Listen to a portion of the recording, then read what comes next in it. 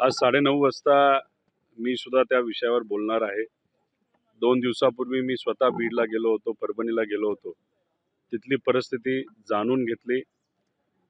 तिथं असणाऱ्या पीडितांच्या नातेवाईकांना भेटलो, सामाजिक कार्यकर्त्यांना भेटलो आणि तिथं असणारी वस्तुस्थिती आज अधिवेशनामध्ये मी स्वतः तिथं मांडेल. अतिशय वाईट परिस्थिती आहे.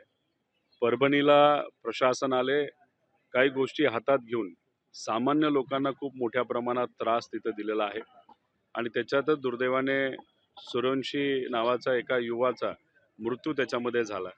त्याच्याचबरोबर बीडमध्ये तर दहशत इतकी मोठी आहे आणि त्या दहशतीपोटी एका चांगल्या सरपंचाचा मृत्यू झालेला आपण सगळ्यांनी बघितला. हे सगळे मुद्दे अधिवेशनामध्ये आज 9:30 वाजता मी स्वतः मांडणार आहे. काल जितेंद्र आव्हाड असं म्हणाले की ज्याची दहशत आहे, जो आका आहे, त्याचं नाव कोणीच घेत नाही, ते सगळे घाबरतात. आपण थेट उल्लेख करणार आहात. स्वतः बीडमध्ये जाऊन वाल्मिक कराड या व्यक्तीचं नाव मी घेतलेलं आहे. याच्या आधी सुद्धा जेव्हा गीते आमचे कार्यकर्ते होते, त्यांच्यावर अन्याय झाला होता, तेव्हा सुद्धा वाल्मिक कराडच त्यांच्या मागे आहे हे मी तिथं स्पष्टपणे सांगितलं होतं. खरं तर काल परवा पंकजाताईंनी सुद्धा त्याच्यावर स्पष्ट भूमिका घेतली की CID कडे हा प्रश्न देण्यात यावा, नाहीतर त्याच्यावर सखोल चौकशी व्हावी. आता बीड जिल्ह्याला 2 मंत्री आहेत. एक मंत्री मात्र अन्याय जर होत असेल तर त्याच्या विरोधात कारवाई केली पाहिजे अशी भूमिका घेतात, पण दुसरे मंत्री काहीच बोलत नाहीत. ही खरं आश्चर्याची गोष्ट आहे. कैलासवासी मुंडे साहेबांच्या बाबतीत बोलायचं झालं तर त्यांनी मोठा कायदा आणला. मुंबईतून गुंडागर्दी काढण्यासाठी त्यांनी पुढाकार घेतला.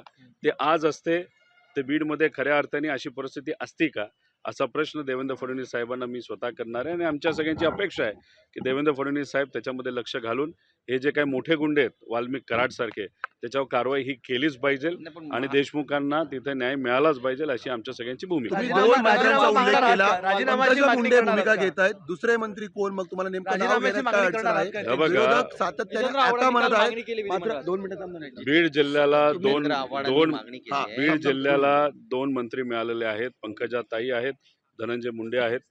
काल परवा पंकजाताईंनी स्पष्ट भूमिका घेतली की जर कुणी याच्यामध्ये सहभाग घेतला असेल, नाही तर ह्याच्या मागे जे कुणी असतील त्यांच्यावर कडक कारवाई ही झाली पाहिजे. CID कडे सुद्धा हा विषय गेला पाहिजे, त्याचं स्वागत केलं पाहिजे.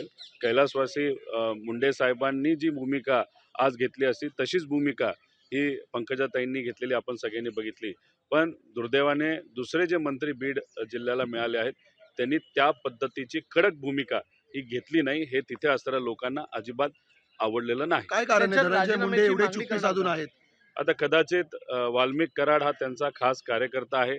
बीड जिल्ह्यामध्ये कदाचित धनंजय मुंडेंचं जेवढं चालत नाही तेवढं वाल्मिक कराडांचं चालतंय आणि मग वाल्मिक कराडाचं नाव जर पुढे येत असेल तर मग त्याच्यावर कसं बोलायचे अशी कदाचित अडचण ही धनंजय मुंडे साहेबांची झाली असावी, म्हणून त्यांनी त्या बाबतीत काही भूमिका घेतली नाही. दुर्दैव असं त्यांनी बोलत असताना देशमुख जे सरपंच होते त्यांचं कार्य चांगलं होतं.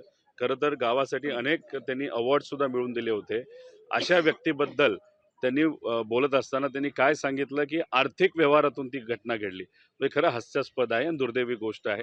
त्यामुळे स्पष्ट भूमिका धनंजय मुंडे साहेबांनी सुद्धा या बाबतीत घ्यावी आणि सगळ्यात महत्त्वाचं गोष्ट तिथे असणाऱ्या लोकांची मागणी जी आहे की तिथं असणारं पालकमंत्रीपद हे कुठंतरी फडणवीस साहेबांनी घ्यावं, जोपर्यंत वाल्मिक कराड आणि सर्व जे कोणी गुन्हेगार आहेत त्यांच्यावर कारवाई केली जात नाही. राजीनाम्याची मागणी केली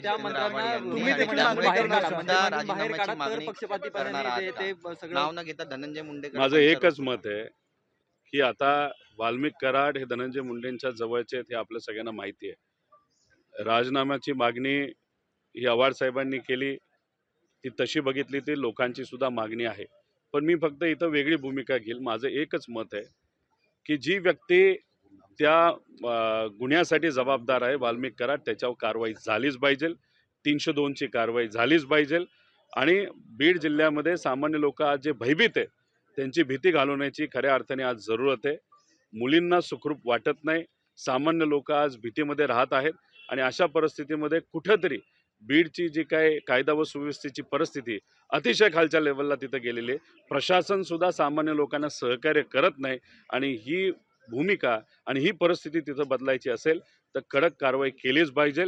जसं कैलासवासी मुंडे साहेबांनी भूमिका पूर्वी घेतली तशाच पद्धतीने कडक कारवाई आज करण्याची जरूरत आहे. पण मुंडे साहेबांनी त्या काळामध्ये जशी कडक कारवाई केली तशीच कारवाई देवेंद्र फडणवीस साहेब करतील का हा मोठा प्रश्न आहे. सर